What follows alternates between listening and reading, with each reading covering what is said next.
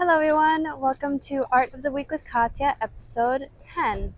Today you're joining me right on the northernmost part of the island, where you can see the island of San Michele here, which is a very big, important island, as you can see, surrounded by a beautifully built Gothic wall that is entirely a cemetery. The entire island is a cemetery. And today we're going to talk about the sculpture La Chiatta di Dante, or Dante's boat, Dante's barge. It was a sculpture that was created of the Biennale of 2007 by Georgi Fangulian, who is an Armenian-born Russian artist who created this sculpture. It's really the only of its kind in bronze. Now, it was fixed to a floating platform, really the first statue of its kind to be created this way. And unfortunately, a few years ago actually at this point, it disappeared. Some say that it sank, but we're going to go closer to that patch of water where it used to be, somewhere over there, and have a look of what's left. So this is a drawing, a sketch, if you will, of the sculpture.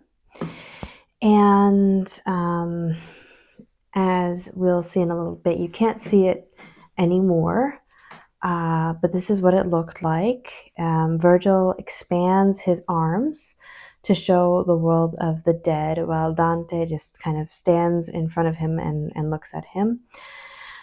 We can see that it's positioned in between San Michele, the island that is a cemetery, and the northernmost part of the island of Venezia. And we also see that in this case, Dante wears a cape, while Virgil wears a toga, because Virgil was a philosopher many centuries older than Dante himself, but his companion throughout the Inferno. And so this particular sculpture refers to Canto 3 of the Dante's Inferno, which it describes one of the parts of the journey to the mouth of hell. So we haven't quite gotten into hell yet. Virgil explains to Dante that quelli muoiono nell'ira di Dio, sono da tutto il mondo. So these are who die in the anger of God, and they're from the whole world. He's describing those who are in hell. And he even goes back to describe the original sin of Adam.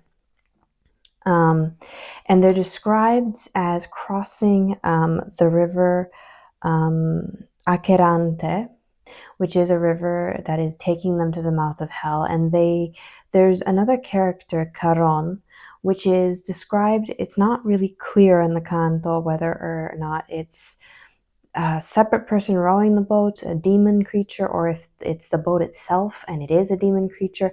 But this character is also present as well, who we don't see so much in this statue. We just see the two of them on the barge.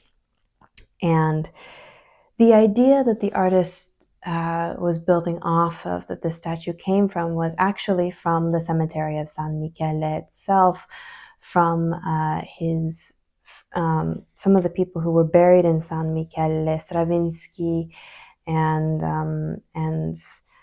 some of the artists and the poet Brodsky, who are all buried in San Michele, who left Russia and became incredible artists outside of Russia in the Western, very well known in the Western world. And the artist wanted to, it helped him conceptualize this idea of invoking Dante and this particular canto. We can see also from this image, so the boat is facing as though it's heading towards Venice. I'm not sure if this was a decision on purpose or if it just happened to be that way.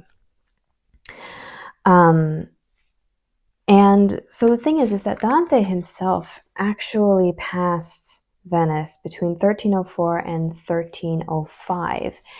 And he plays a very interesting character. He plays an interesting character throughout the country of Italy, I have to say.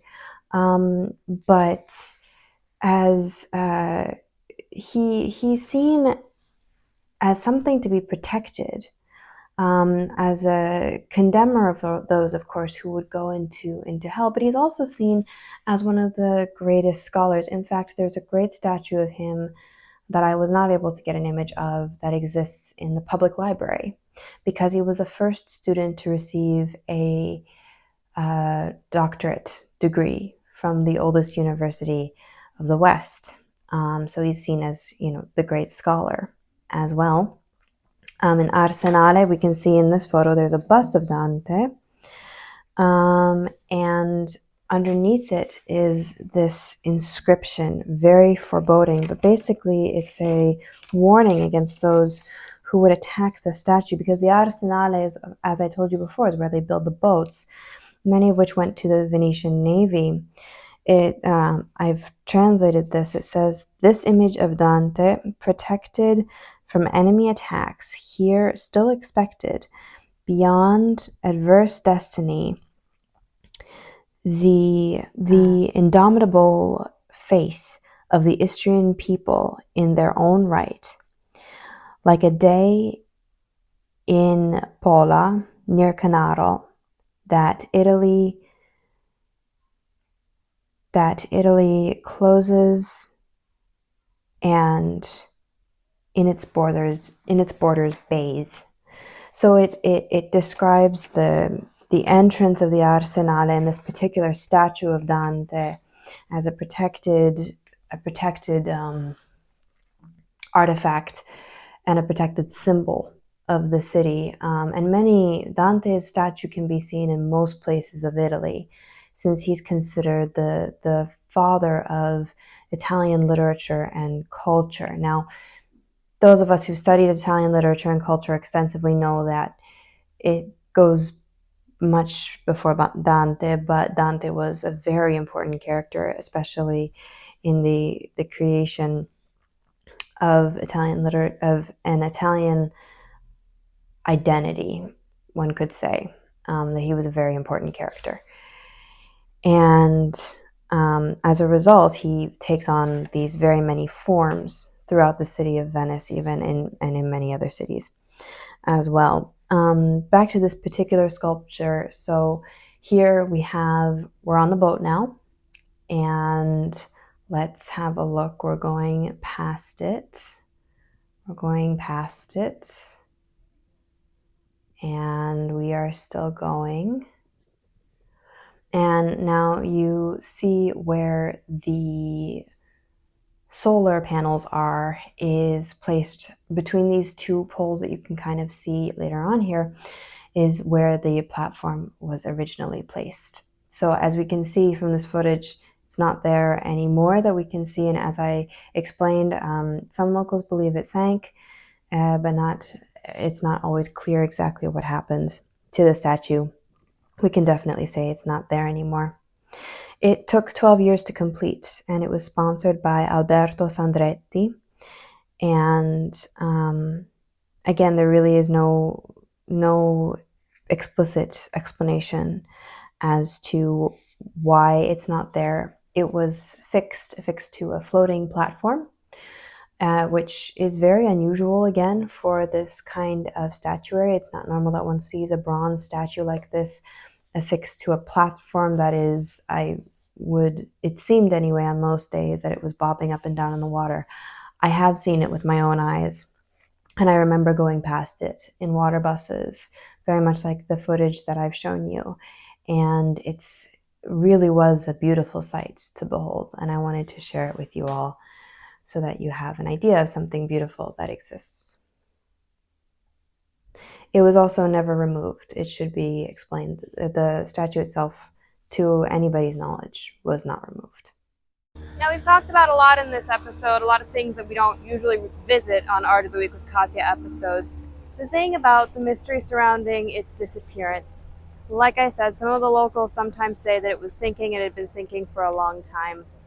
This truly reveals to us, though, that if it did sink, it probably wasn't just because of how the sculpture was made. As I previously mentioned, it was the first of its kind, so it's understandable that maybe we wouldn't have known as much about how to deal with a sculpture like this out in nature. But it's also reveals very much about the environmental concerns that are happening in this lagoon right now, which much of the world is aware of without entirely knowing all the details.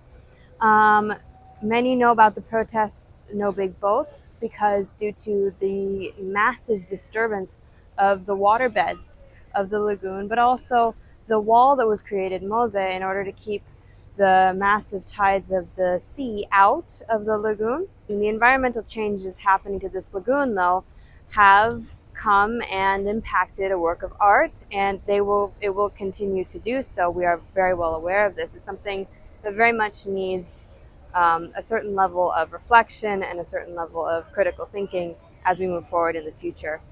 See you next time on Art of the Week with Katya.